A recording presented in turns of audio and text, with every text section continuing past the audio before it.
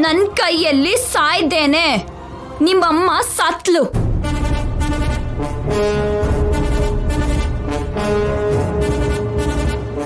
ನೀನು ಶತ್ರು ಶೇಷವಾಗಿ ಉಳ್ಕೊಂಡೆ. ನನ್ನ ಕೈಯಲ್ಲಿ ಸಾಯೋದಕ್ಕೆ ವಾಪಸ್ ಬಂದಿದ್ಯಾ.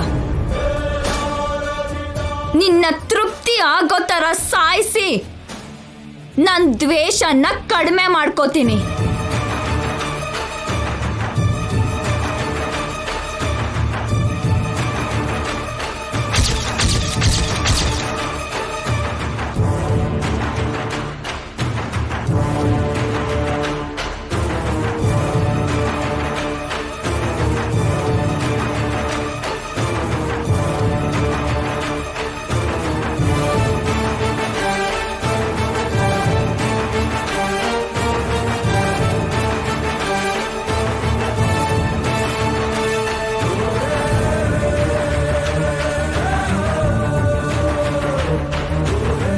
ಹೊರಗಡೆ ಬಾರೆ ನನ್ನ ಅಕ್ಕನ ಮಗಳೇ.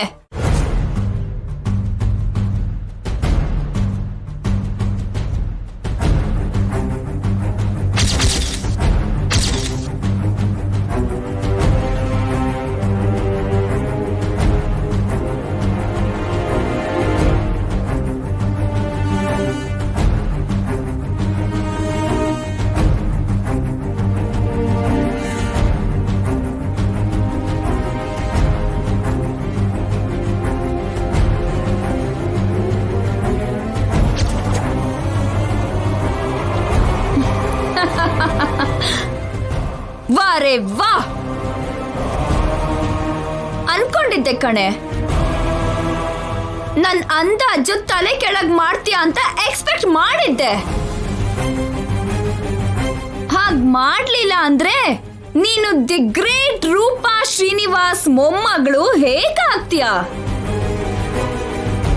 ನನ್ ಜೈ ರಕ್ತನ ಹಂಚ್ಕೊಂಡು ಹುಟ್ಟಿರೋ ಮಗಳು ಹೇಗಾಗ್ತೀಯ?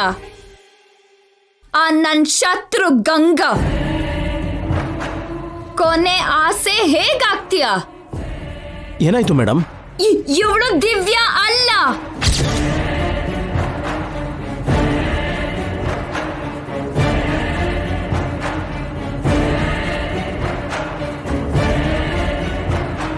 ಏನ್ ಮೇಡಮ್ ನೀವು ಹೇಳ್ತಾ ಇರೋದು?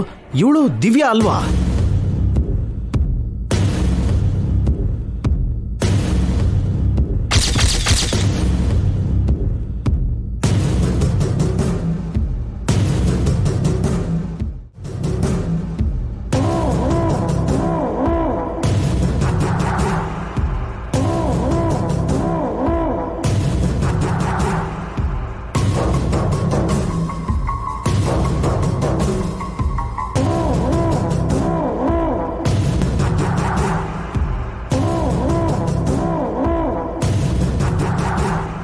ಏರ್ಪೋರ್ಟ್ ಅಲ್ಲಿ ಫ್ಲೈಟ್ ಇಂದ ಇಳಿದಿದ್ದು ಈ ಹುಡುಗಿನೇ ಮೇಡಮ್. ಅಲ್ಲಿಂದ ನಮ್ಮ ಕಡೆಯವರು ಇವಳನ್ನ ಫಾಲೋ ಮಾಡ್ತಾನೆ ಬಂದಿದ್ದಾರೆ ಮೇಡಮ್. ಇವಳೇ ದಿವ್ಯಾ ಅಲ್ಲ ಅಂತ ಹೇಳ್ತಿದ್ದೀನಲ್ವಾ? ಇವಳ ಮೈಯಲ್ಲಿ ನಡುಕ, ಮುಖದಲ್ಲಿ ಭಯ, ಹೆಜ್ಜೆಯಲ್ಲಿ ತಡವರಿಕೆನ ನೋಡ್ತಿದ್ರೇನೆ ಗೊತ್ತಾಗ್ತಿಲ್ವಾ ಇವಳು ದಿವ್ಯಾ ಅಲ್ಲ ಅಂತ? ಅಲ್ಲ, ಆದ್ರೆ 12 ವರ್ಷದಿಂದ ಓಡೋಗಿರೋ ದಿವ್ಯಾ ಇವಾಗ ಹೇಗಿರ್ತಾಳೆ ಅಂತ ನೀವು ನೋಡಿಲ್ಲ ಅಲ್ವಾ ಮೇಡಮ್? ನೋಡ್ಲಿಲ್ಲ ಅಂದ್ರೂ ಹೇಳಬಲ್ಲೆ. ದಿವ್ಯಾ ಹೇಗಿರ್ತಾಳೋ? ದಿವ್ಯಾ ಅಂದ್ರೆ ರೂಪಾ ಶ್ರೀನಿವಾಸ್ ಗತ್ತು. ದಿವ್ಯಾ ಅಂದ್ರೆ ಸೂರ್ಯವಂಶದ ಜಯಸೂರ್ಯ ಡಯಾಮಿಸಮ್.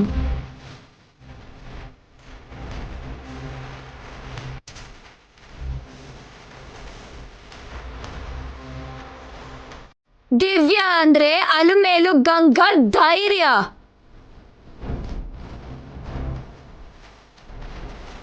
ದಿವ್ಯಾ ಅಂದ್ರೆ ಈ ನಿತ್ಯ ಶ್ರೀನಿವಾಸ್ ಪೊಗರು.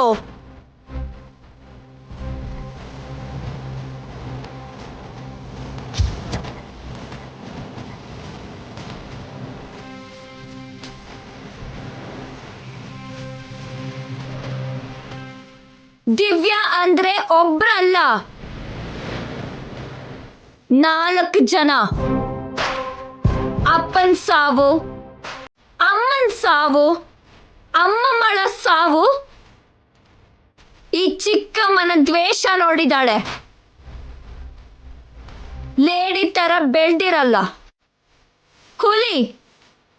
ಹುಲಿ ಮರಿ ತರ ಬೆಳ್ದಿರ್ತಾಳೆ.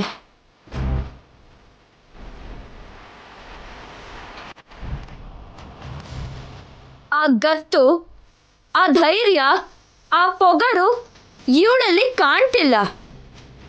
ಇವಳು ದಿವ್ಯ ಅಲ್ಲ.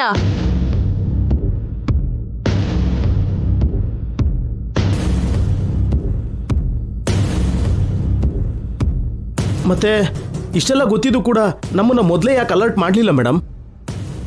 ತಪ್ಪು ಮಾಡ್ದೆ.